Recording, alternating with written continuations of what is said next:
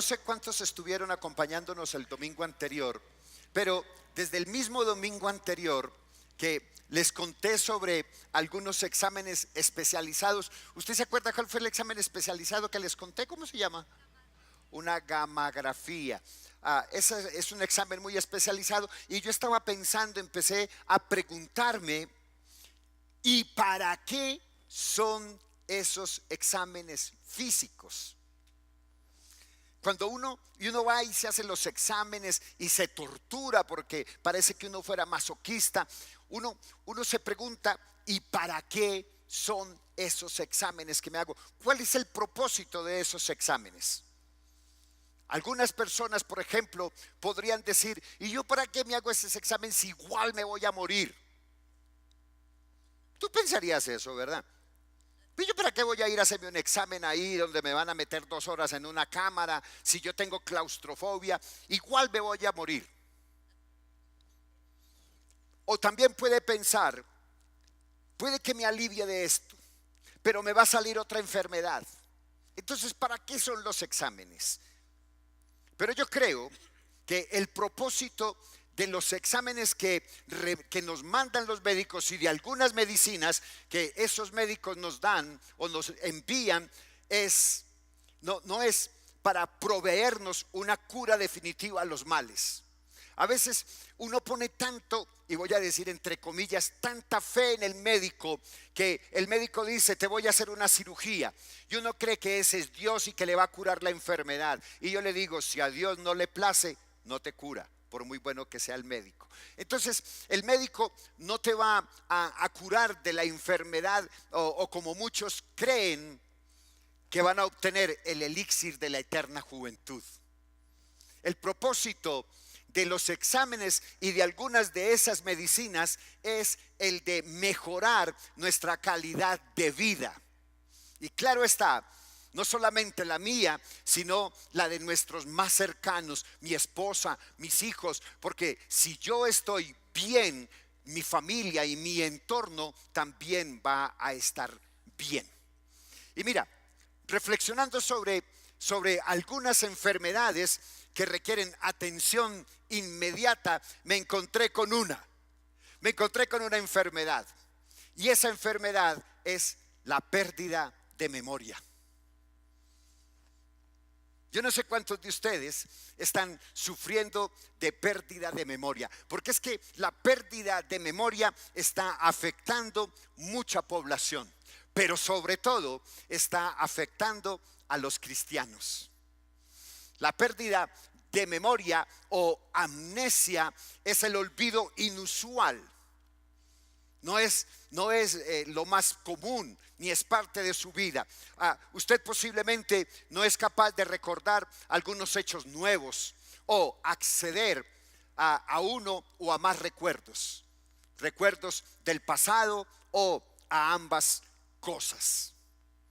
La pérdida de memoria puede presentarse por corto tiempo y luego resolverse, o puede no desaparecer, y dependiendo de la causa puede empeorar con el tiempo. La pérdida de memoria en los cristianos puede ser causada por varios factores. Voy a darle por qué los cristianos son los que más están sufriendo de pérdida de memoria o amnesia, entre comillas, temporal. Voy a darle algunos factores. Número uno, porque muchos cristianos, y estoy hablando de muchísimos cristianos, ¿cuántos dije? Muchísimos cristianos están buscando al Dios bombero. La pérdida de memoria en este caso se da en 3 vías. Número uno, porque cuando me apaga el incendio, ya para qué lo necesito, ¿cierto? Eso es lógico. Mire, esa no es la ley de Murphy, eso es de lógica. Cuando Dios satisface mis necesidades, ¿para qué lo necesito? Entonces, ¿qué es lo que hace? Empiezo a sufrir de mala memoria. Ay, se me olvidó que había culto. Ay, se me olvidó que el 29 tenemos oración. Ay, se me olvidó el campamento de mujeres. Pérdida de memoria. ¿Por qué? Porque ya no necesitamos a Dios, porque Él ya satisfizo mi necesidad. Entonces ya no lo busco. Número 2, el caso contrario, cuando no me apaga el incendio. Entonces, cuando no me apaga el incendio, yo dejo de asistir a la iglesia, porque ese no es el Dios que me pintaron. Ese no es el Dios que me soluciona mis problemas. Ese no es mi Dios proveedor. Ese no es el que dice que es el oro del dueño y la plata, entonces me da todo lo que necesito. Entonces, ¿para qué voy a esa iglesia? Entonces empiezo a sufrir de mala memoria. ¿Qué hubo, hermano? ¿Qué hubo? ¿Por qué no volviste a la iglesia? Ay, hermano, es que he estado tan ocupado, se me olvida. Ven y la plática que te presté, ay, hermano, es que luego usted no es cristiano, pues. De mala memoria, sufres de mala memoria porque uno o le resuelve el problema o no le resuelve el problema, igual se va. Y número 3, cuando como cristiano me fabrico mi propio Dios y solo vivo en función de ese Dios. ¿Cuáles son los dioses que yo me fabrico? Mi esposa, mi esposo, mis hijos, mi trabajo, el dinero, el estudio, los logros, la casa, cantidad de cosas. Me fabrico mi propio Dios. Y los domingos no vengo a adorar el Dios de la Biblia, sino que vengo a buscar mi propio Dios. Ese es uno, ¿verdad? Número 2, segunda consecuencia por la cual los cristianos sufren de mala memoria, porque dejan de ejercitar los sentidos con el estudio, memorización y lectura de la palabra de Dios. Mire, yo no sé, recuerdo, hace muchos años estaba tratando de acordarme esta mañana, pero no me acordaba que alguien decía que una manera de mantener buena memoria es leer mucho. Cuando tú ejercitas, cuando tú haces, por ejemplo, crucigramas, ¿cómo se llama eso? Sopa de letras, sudokus es que se llama también. Eso ayuda a ejercitar la memoria, entonces a mantenerla fresca. Cuando tú dejas de ejercitarte en la lectura, en el estudio y en la memorización de la palabra de Dios, empiezas a sentir mala memoria, empieza a olvidarte. Un cristiano con pérdida de la memoria necesita mucho apoyo. No se puede juzgar, no se puede criticar, no se puede hacer a un lado. ¿Qué es lo que hay que hacer? Hay que ayudarle, hay que volverle a invitar, hay que mostrarle constantemente la Biblia, hay que mostrarle objetos, fotos de la iglesia cuando estabas adorando, pero también necesitamos mostrarle la podredumbre en la que vivía. A veces a nosotros se nos olvida, porque sufrimos de mala memoria, que Dios nos sacó de la podredumbre total, que Dios nos sacó de la muerte espiritual donde estábamos inmersos por nuestros delitos y pecados. Es necesario recordarnos a veces de dónde vinimos. El domingo anterior teníamos 2 laboratorios de alta tecnología. Algunos pudieron entrar, otros se fueron tristes porque no pudieron entrar, pero yo quiero decirle lo que había en ese cubículo que estaba ahí. En esa ilustración yo pretendía mostrarles qué tan mala memoria tenemos los cristianos. En este cubículo especial estaba la persona antes de recibir al Señor Jesucristo, antes de que el Señor Jesucristo entrara en nuestras vidas. Formábamos parte del mundo. Las obras de la carne, como habla Gálatas capítulo 5, que es todo lo que usted se pueda imaginar, estaba allá.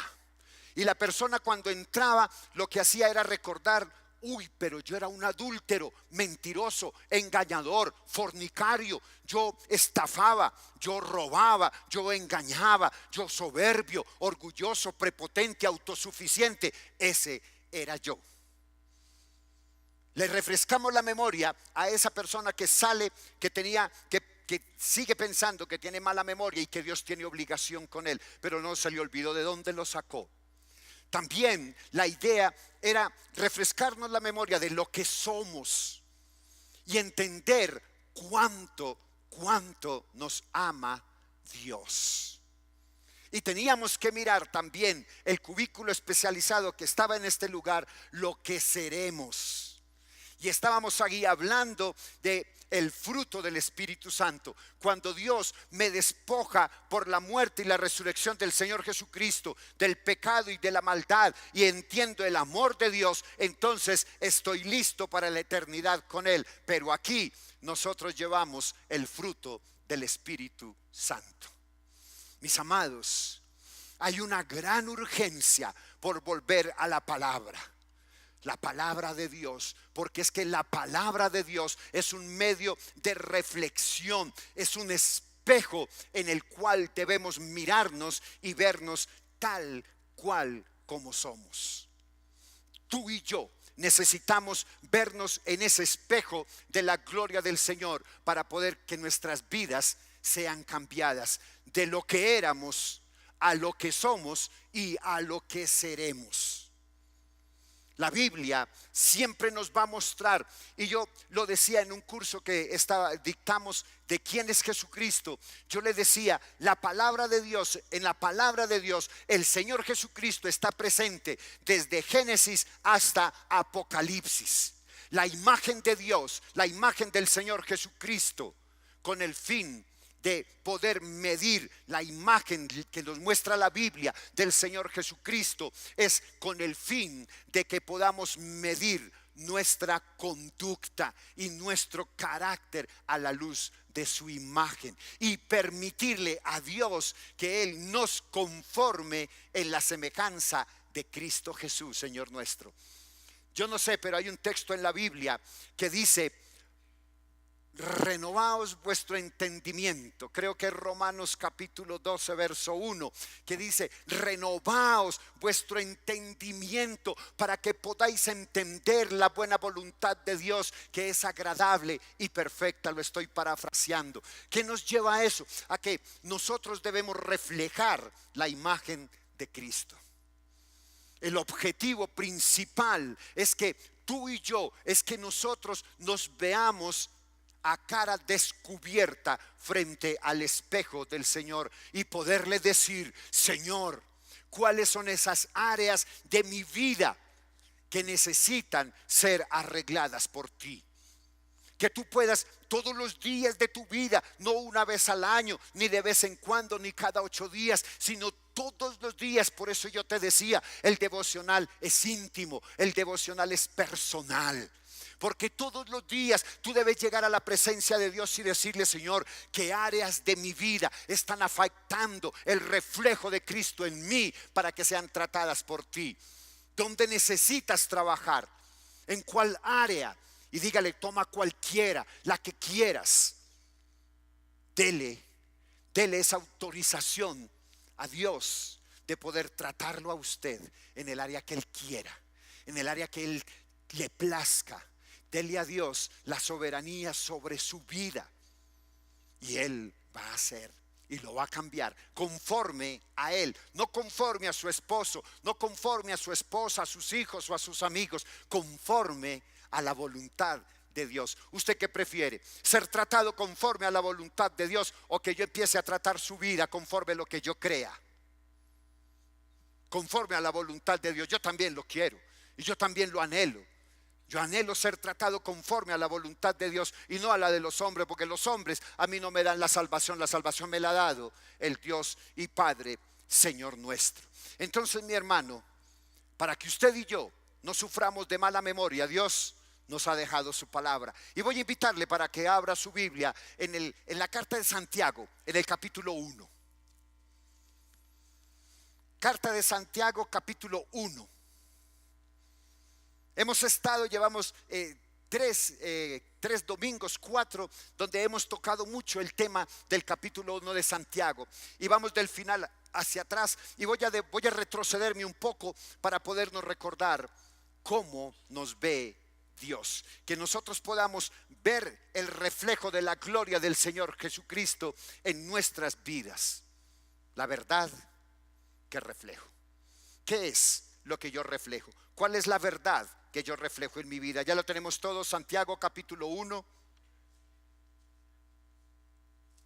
Ahí donde usted está, vamos a leer a partir del verso 16 y vamos a leer la palabra de Dios en el nombre del Padre y del Hijo y del Espíritu Santo. Amén. Verso 16. Amados hermanos míos, no erréis. Toda buena dádiva y todo don perfecto desciende de lo alto, del Padre de las luces, en el cual no hay mudanza ni sombra de variación. Él, de su voluntad, nos hizo nacer por la palabra de verdad, para que seamos primicias de sus criaturas. Verso 19. Por esto, mis amados hermanos, todo hombre sea pronto para oír, tardo para hablar, tardo para airarse. Verso 20. Porque la ira del hombre no obra la justicia de Dios. Verso 21. Por lo cual, desechando toda inmundicia y abundancia de malicia, recibid con mansedumbre la palabra implantada, la cual puede salvar vuestras almas. Amén. Qué preciosa palabra. Mira, cuando el apóstol Santiago dijo aquí en este texto, no erréis, la palabra que él utilizó quiere decir divagar, desviarse, vagar. Escúchame bien, vagar de un lado para otro, o ir sin rumbo fijo. Es como, mira, es como esa oveja de la cual habló el Señor Jesucristo, esa oveja perdida a la cual Él fue a buscar, esa oveja a la que Él amó tanto. Santiago nos está diciendo en este texto, no os desviéis, no penséis que de alguna manera tú puedes evitar las consecuencias del pecado. Hermano, valga la pena decirle a usted que usted tiene un Dios grande, poderoso, sublime, temible y misericordioso, lento para la ira y pronto en misericordia. ¿Por qué le digo esto? Porque cuando usted llega a la presencia de Dios, se humilla ante Él y confiesa su pecado, Él, por amor de sí mismo, perdona tu pecado. Pero las consecuencias de ese pecado las asumes tú, no Dios. Y a veces la consecuencia de ese pecado tiene un costo muy elevado, tiene costos altos. Y a veces usted dice, pero Señor, luego no perdonaste mi pecado. Y Él te va a decir, sí, yo perdoné tu pecado. Y entonces, ¿por qué sufro? Porque esa es la consecuencia de tu pecado. ¿Sí me hago entender? Entonces, no culpe a Dios de la situación, más bien analice cuál es la consecuencia de lo que usted está viviendo hoy por algún pecado que cometió atrás. Mira, la persona que tiene el hábito de pecar continuamente, podemos decir definitiva y categóricamente que nunca tuvo una línea de comunicación con Dios. Alguien me decía, pastor, entonces eso quiere decir que la salvación se pierde. No, mi amado, la salvación no se pierde porque Dios me la ha dado. Es un regalo que Él me ha dado que yo no merezco, pero Él me lo quiso dar. Pero si tu condición es pecar y pecar y pecar y pecar y no arrepentirte, nunca has entrado en la línea de Dios. Es porque nunca has nacido espiritualmente de nuevo. Hermano, si usted puede vivir en pecado y disfrutarlo, entonces usted no es un hijo de Dios. Si usted disfruta el pecado, no es un hijo de Dios. Esto es así de sencillo. Mira, alguien ha dicho, escúchame, aquel que cae en pecado es un hombre, es un ser humano. Aquel que se lamenta y se levanta del pecado es un santo. Aquel que se jacta del pecado es el diablo. Dura palabra en ese pedacito, ¿verdad? Todos nosotros estamos expuestos a ser tentados. Tú no eres la excepción de la palabra. Si el Señor Jesucristo fue tentado tantas veces, y las que conocemos, 3 en el desierto, porque también fue tentado en escasez de alimentos, en pobreza, porque no era el hijo del rey, era el rey mismo, pero como Jesucristo era hecho hombre, Él sufrió también la pobreza y las necesidades. Él fue tentado. Todos, absolutamente todos nosotros estamos expuestos a la tentación. Y quiere que le diga algo, ninguno de nosotros ha creado una vitamina, un medicamento o un examen especializado para salvarnos de la tentación, para soportarla. Somos demasiado vulnerables a la tentación, en el sentido de que podemos ceder a la tentación y caer a ella. Hermano, alguien dijo con evidente acierto que la tentación no necesita invitación para hacerse presente, pero debemos asegurarnos de no engendrar el pecado. Hermano, mire, se me vino a la memoria una ilustración que mi esposa utiliza mucho, y es: yo no puedo evitar que los pájaros vuelen sobre mi cabeza, pero sí puedo evitar que hagan nido en ella. Usted no puede evitar que la tentación, porque la tentación está en todo momento. Amigos, en su trabajo, en su estudio, si usted tiene problemas de comer en exceso, ¿cómo se llama eso? De gula. Si usted tiene problemas de pornografía, si usted tiene problemas de licor, de drogas, si usted tiene problemas de sexo ilícito, se le van a presentar las oportunidades así, porque como dice una película por ahí, el diablo se viste a la moda, él se actualiza. Por eso usted no puede evitar que la tentación vuele encima de usted o que entre a su casa, pero usted sí puede evitar sucumbir ante ella. Debemos asegurarnos de no engendrar el pecado. Si usted cede a la tentación, no puede abortar las consecuencias del pecado. No se puede interrumpir el proceso de las consecuencias que señala la palabra de Dios. El pecado y la muerte, para el que no se arrepiente, serán el resultado final.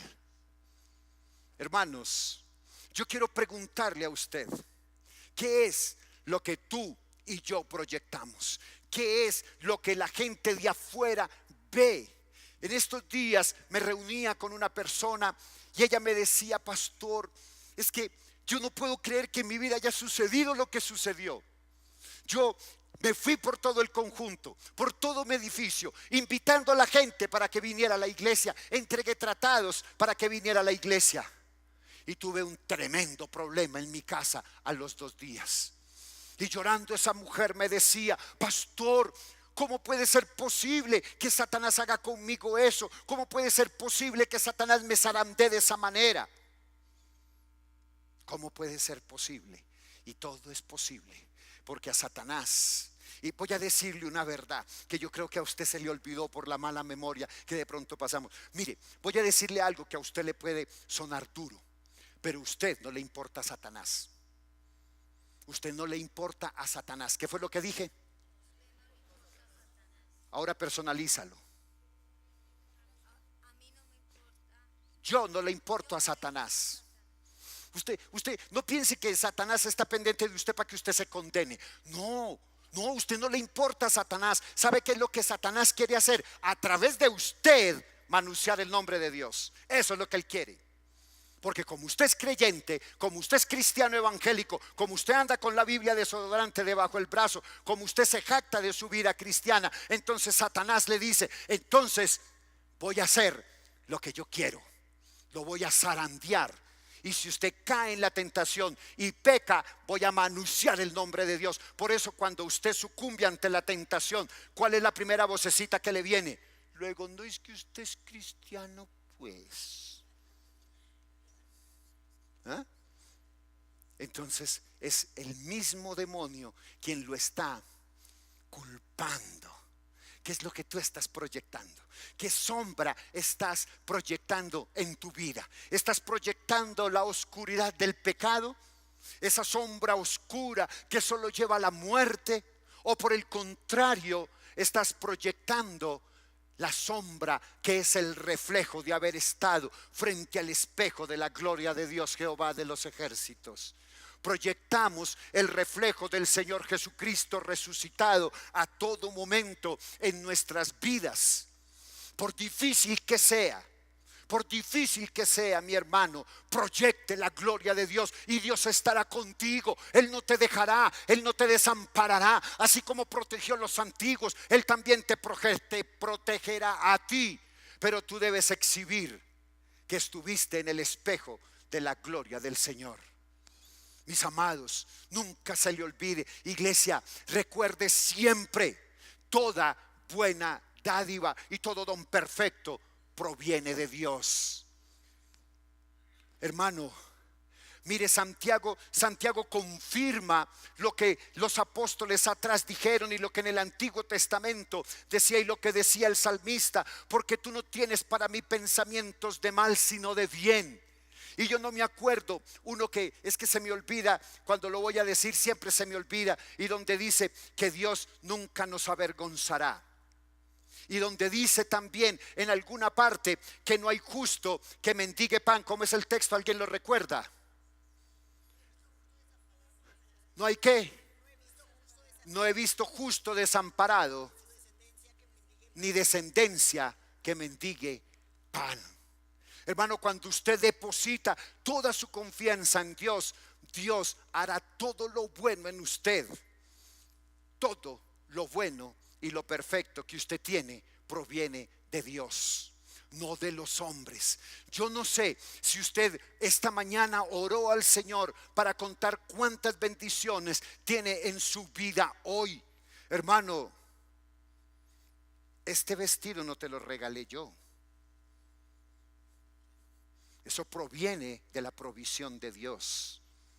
Esa corbata, pues mira, la mía es ancha, o sea que la mía es por allá de los 80. Esta es de la semana pasada, qué bonita corbata. A veces se nos olvida que esto yo no lo compré con mis recursos. Yo lo compré porque Dios me dio provisión para poderlo tener.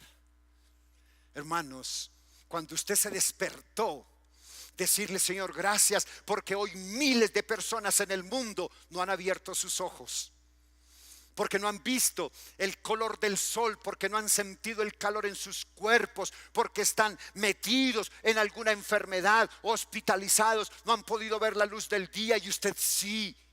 Usted ha podido sentir en su cuerpo cuando se levanta el cambio de clima, el frío porque está lloviendo. Señor, gracias. No has podido decirle: Señor, gracias por la vegetación que impide que mis pulmones se consuman por el dióxido de carbono. Hermano, Dios te dio todo, desde lo más mínimo, la capacidad. Mire, perdone que pronto voy a ser ordinario, pero Dios le dio a usted la capacidad de evacuar. Usted se imagina todas las porquerías que nosotros consumimos todos los días y que no la podamos evacuar. Seríamos monstruos, ¿verdad? Pero Dios nos hizo perfectos. Yo no sé cuándo alguna vez usted ha ido a ese proceso y le dice: uy, Señor, gracias. Gracias, Señor. ¿Cierto que no? Mala memoria. Pensamos que eso es natural. No, si a Dios le place, tú no lo haces. No lo haces. Entonces vale la pena decir: uy, Señor, gracias. Gracias. Porque toda buena dádiva viene de Dios. Dios nos dio el aire puro, libre de impurezas. Nos dio agua pura y limpia. Es el hombre quien ha contaminado el aire. Es el hombre quien ha contaminado el agua. Es el hombre quien ha hecho daño. Dios siempre ha dado cosas buenas, cosas positivas, cosas saludables. Dios es bueno. Dios es bueno. Diga conmigo: Dios es bueno. Pero voy a decirle algo. Usted me lo dijo porque yo le pedí que lo dijera, no porque usted tiene certeza, la certeza clara de que verdaderamente Dios es bueno. Usted no sabe, ni yo tampoco sabemos cuán bueno es Dios. Hermano, cuando tú y yo permitimos que la Biblia nos muestre la imagen de Cristo con el fin de que podamos medir nuestra conducta y nuestro carácter a la luz de su imagen, y permitir que Dios nos conforme en la semejanza de Cristo, es ahí cuando dejo que Dios trate mi vida, cuando yo me pongo frente al espejo y veo a el Señor Jesucristo como espejo de mi vida. Ahí es cuando empiezo a darme cuenta de qué tan bueno en realidad es Dios Jehová de los ejércitos para conmigo y no para con otro. Hermanos, el texto de hoy nos está enseñando a recibir con mansedumbre o aceptar con humildad la palabra sembrada en nosotros. Ahora, ¿cómo podemos hacer para que aceptemos con mansedumbre esa palabra que ha sido sembrada en ti y en mí? Número uno, lo primero que tenemos que hacer es aprendiendo a escucharla. Ejercitarnos en el estudio, la lectura y la memorización de la palabra de Dios. Tú no necesitas memorizar la Biblia en un mes. Tú necesitas vivir la Biblia toda la vida. Eso necesita buena memoria. Para eso se necesita buena memoria. Y para poder ejercitar la buena memoria tenemos que leer, memorizar, vivir la palabra de Dios. Y para poder ejercer la palabra de Dios como es, tenemos que ser rápidos para escuchar la palabra de Dios, para escuchar la palabra de verdad. Debemos ser veloz y rápidos para oír. Esa es la manera en que tú y yo tenemos un oído sensible, un oído sincera, un oído alerta a lo que Dios dice. Santiago nos está hablando de oír con nuestros oídos físicos la palabra de Dios. También nos está diciendo que debemos ser sensibles para escuchar lo que Dios nos dice a través de ella. Debemos ser pronto para oír. Eso describe un corazón atento, escuchando lo que Dios quiere decirnos. Mira, Dios siempre está tratando de comunicarse contigo. Todos los días Él quiere entrar a esa reunión contigo. Él te habla, Él te grita, pero tú tienes tus oídos llenos de cera, llenos de basura. Puede ser que los oídos físicos estudien la palabra, pero sin embargo en realidad no la estamos oyendo. Ahora, mi amado, según Santiago que estamos estudiando, ¿qué es lo que me impide escuchar? Escúchame bien, y esta es muy importante, porque no solamente tiene que ver con la palabra, sino que tiene que vivir con mi actuar diario. ¿Cuál? La primera, una lengua no controlada. Póngame cuidado que esta es muy buena. La Biblia dice que tú debes ser tardo para hablar y pronto en escuchar. Pero cuando tenemos una discusión con alguien se nos olvida que debemos callar a esperar que el otro termine, porque Dios nos dio 2 oídos, una boca. Si así hacemos lo que hacemos, donde Dios nos hubiera dado 2 bocas, una oreja o un oído, ¿qué sería de la humanidad? Wow. Tardo para hablar, pronto para escuchar, pronto para oír. Mira, a menudo no oímos lo que las personas nos dicen. ¿Saben por qué? Porque no estamos escuchando. Una de las cosas que nos impide escuchar es que tenemos que ser lentos para hablar. No se puede ser buen oyente si usted está hablando todo el tiempo. Hermano, mire, en alguna ocasión vino un varón a hablar conmigo y me decía: pastor, yo me voy a separar de mi mujer. ¿Por qué, hermano? Dice: porque es que ella habla y habla y habla y a mí no me deja hablar. No es yo, no lo mires a él, que él no fue. Y habla y habla y a mí no me deja hablar, y cuando yo voy a hablar me interrumpe. Entonces yo le dije: háblale de Santiago. Si ella es verdaderamente una buena creyente, háblale de Santiago, que aprenda a ponerle freno a esa lengua, que aprenda a escuchar más para poder decir menos. La segunda cosa que nosotros tenemos que hacer es cultivar un espíritu apacible. Mira, una cosa va ligada de la otra. Pronto para oír, ¿y qué?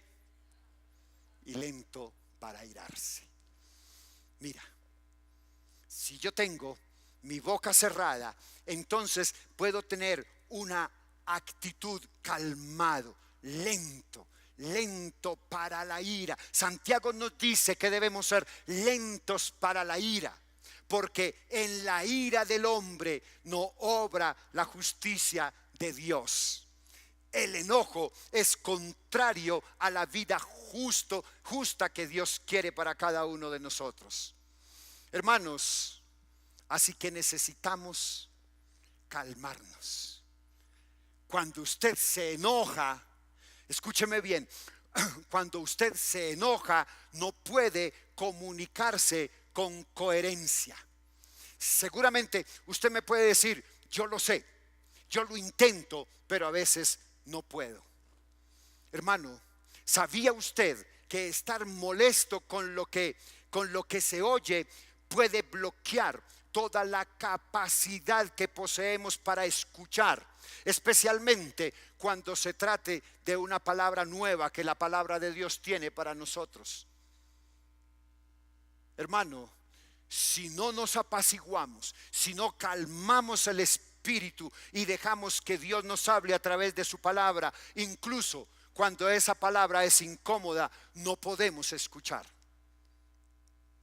Hermanos, cuando estamos enojados, estamos totalmente cerrados.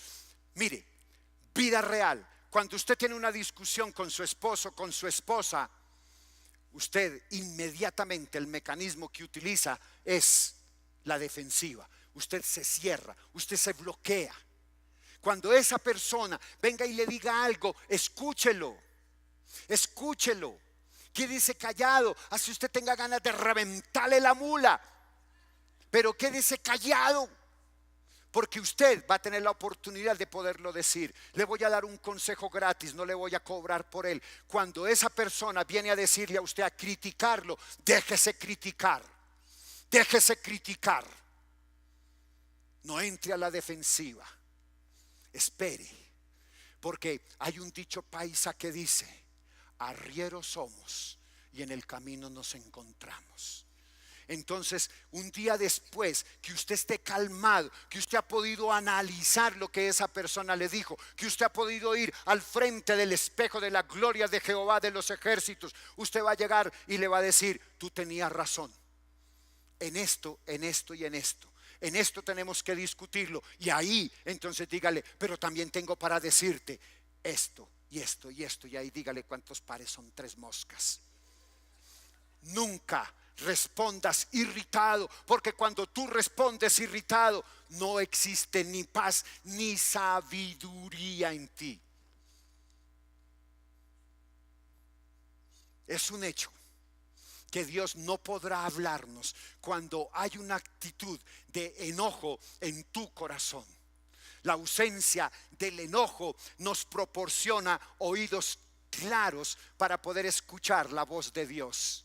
Mi amado, usted se enoja con frecuencia, usted se sale de sus casillas con frecuencia. Acuérdese que la palabra de Dios te refresca la memoria y dice que la lenta palabra, ¿cómo es que dice ese texto en Salmos, hombre? ¿Cómo es que dice? ¿Cómo es? Vamos a decirlo así: la blanda palabra quita el enojo, ¿verdad? Entonces, mi amado, cuando estés molesto, no permitas que tu boca se abra para que no se te olvide quién eres y reflejes la sombra de Cristo. Número 3, necesitamos una vida limpia. Cuando tú vas a salir de tu casa a trabajar, ¿qué es lo primero que tú haces? Te bañas, ¿verdad? Antes de salir, te bañas para que te quedes lavado y procuras no colocarte la misma ropa del día anterior, sino que mires que la ropa esté lavadita. Y si no tienes sino esa prenda, si no tienes sino unos solos calzoncillos, si no tienes sino unos solos brasieres, entonces los lavas y los pones detrás de la nevera para que amanezcan ¿qué? Limpios. cuando tú sales de tu casa, debes salir limpio, no solamente físicamente, sino espiritualmente. Por eso Santiago dice, desechando toda inmundicia y abundancia de malicia. Hermano, una vida limpia demanda que tú vayas a la presencia de Dios, que te reflejes en el espejo de la gloria del Señor y pedirle perdón por sus pecados. Así como no podemos oír con nuestros oídos llenos de cera, tampoco podemos recibir la palabra de Dios con nuestras vidas llenas de pecado. Hermano, la recomendación de Santiago es deshacer todo lo que conocemos en nuestra vida que nos impide escuchar a Dios. Mi amado, voy a pedirte que cierres tus ojos, para que ahí donde tú estés reflexionemos sobre esta pérdida de memoria. Y si hoy realmente el Señor nos ha traído a la memoria esas cosas que necesitamos recordar, tú y yo necesitamos recordar cuáles son esas cosas que necesitamos deshacernos para escuchar la voz de Dios. Hermanos, a nuestras vidas le puede pasar como a nuestras casas. Hay cosas en ellas que se guardan y que a la larga hay que botarlas y desecharlas, porque se convierten en basura inútil, sin utilidad de ninguna clase. ¿Cómo recibimos la palabra de Dios? Tenemos que desarrollar una capacidad de escuchar la palabra de Dios. Tenemos que desarrollar una lengua controlada y un espíritu controlado para poder percibir la palabra de Dios. Necesitas tú y yo desarrollar una vida limpia, una vida en obediencia a la palabra de Dios. Hermano, ¿te ha hablado Dios en esta mañana? ¿Cómo te ha hablado Dios? ¿Y qué tan dispuestos estamos para oír? ¿Y qué tan lentos para hablar? Estamos preparados para controlar la ira, para controlar la lengua, para controlar las actitudes que hay que dejar de nuestras vidas para poder reflejar la sombra de Cristo. Tenemos que quitar toda inmundicia, toda lascivia, toda abundancia de malicia en nuestras vidas. Realmente yo quiero invitarte para que tomes muy en serio el mantenerte sin mancha en este mundo. Que tú seas un hacedor, no un oidor olvidadizo. Porque es que la Biblia, como espejo del alma, me confronta de esa manera. Como salgo al mirarme en la palabra de Dios. Y si la Biblia me está revelando que hay algo irregular, que hay algo extraño en mi vida, debo permitir que ella me limpie. Recuerde que la palabra de Dios tiene la misión de limpiarnos para que vivamos santa y piadosamente. ¿Cuál es tu respuesta, mi hermano? Porque Santiago en el verso 21 nos hace una invitación, por lo cual, desechando toda inmundicia y de abundancia de malicia, recibid con mansedumbre la palabra implantada, la cual puede salvar vuestra alma. Mi hermano, si usted cree que esta palabra tocó su vida, yo voy a pedirle que se coloque de pie. Y para que esa palabra sea efectiva en usted, dígale: Señor, enamórame. Terminemos este tiempo volviéndonos a recordar el Dios de la Biblia, no el Dios que yo me he fabricado, y decirle: Señor, hoy desecho toda inmundicia, hoy desecho toda malicia, hoy desecho toda concupiscencia y me voy a ti, Señor. Enamórame, enamórame, Señor. Yo quiero entregar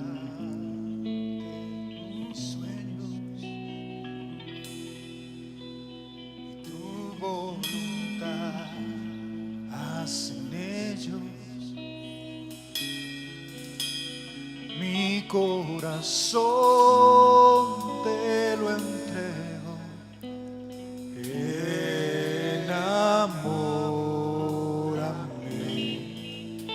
de ti.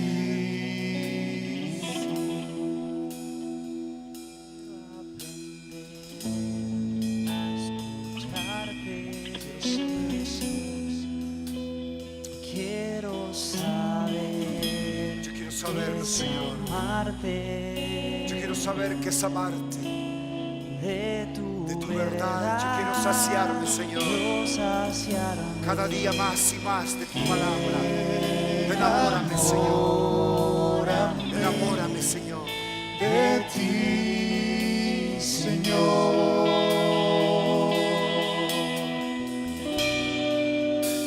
De tu presencia.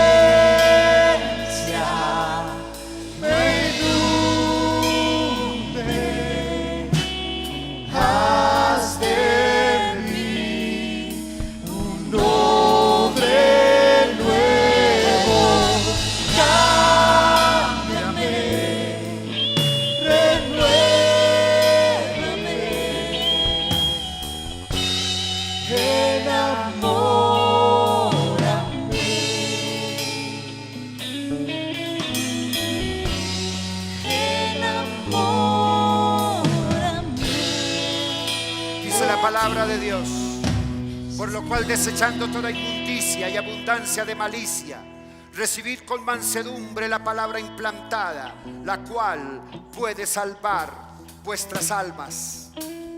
Lento para hablar, pronto para oír. Hermano, el dominio propio es parte del fruto del Espíritu Santo, no lo pierdas. Sal de aquí con la paz del Señor en tu mente y en tu corazón, que nada ni nadie te robe la paz, porque has recibido la palabra con mansedumbre. Que Dios les bendiga y Él haga resplandecer su rostro sobre ti, y que de ti tenga misericordia, de tus hijos, de tus generaciones, y todo lo que oigas, todo lo que veas, todo lo que digas, y todo lo que tus manos toquen, y todo lo que tus pies caminen, glorifiquen y reflejen la imagen de Dios Jehová de los ejércitos. Y la iglesia dice conmigo: amén y amén.